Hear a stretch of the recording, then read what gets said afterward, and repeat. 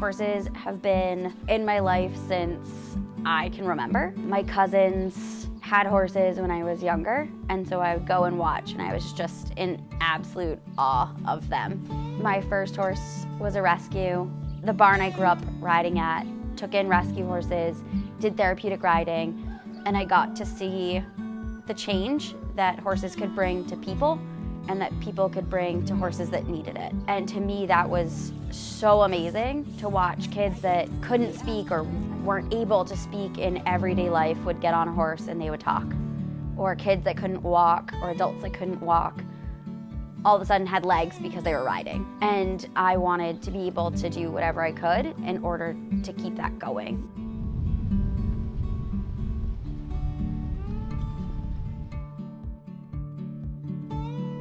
The goal for the farm is to be able to rescue, rehab, and rehome as many horses as we can financially take on. That process is different for every horse. For some of them, that just means learning how to walk on a halter and lead rope. For some of them, that means, do they have a saddle? Do they accept a saddle, a rider?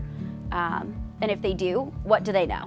What are their faults? What are their little quirks? So that when they go to the next place or the next step in their lives, that person knows exactly what they're in for.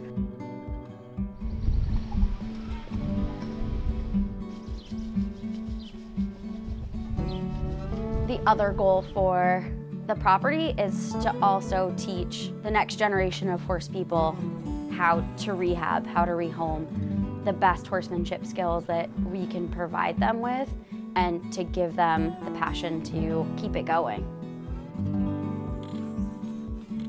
Go back to my bag. He says, okay, make you over there.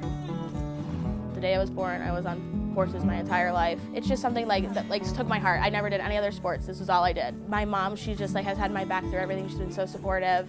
And it's became my horse's home, my home. I'm here every single day of the week, and I wouldn't have it any other way. I found Rain at just a barn. He was going through some mental problems and he didn't trust people. He was probably going to end up in a slaughterhouse or an auction because no one wanted him, no one could deal with him. And of course I fell in love with him when I know I shouldn't have, but I knew he had so much potential, and him and I just clicked. I was the only person that could work with him. So we took him to my house for a year. We just brushed him, no one sat on him. He just got to be a horse for a year. And he realized people aren't bad, people aren't here to hurt me. So now he's my best friend, and I would never imagine life without him.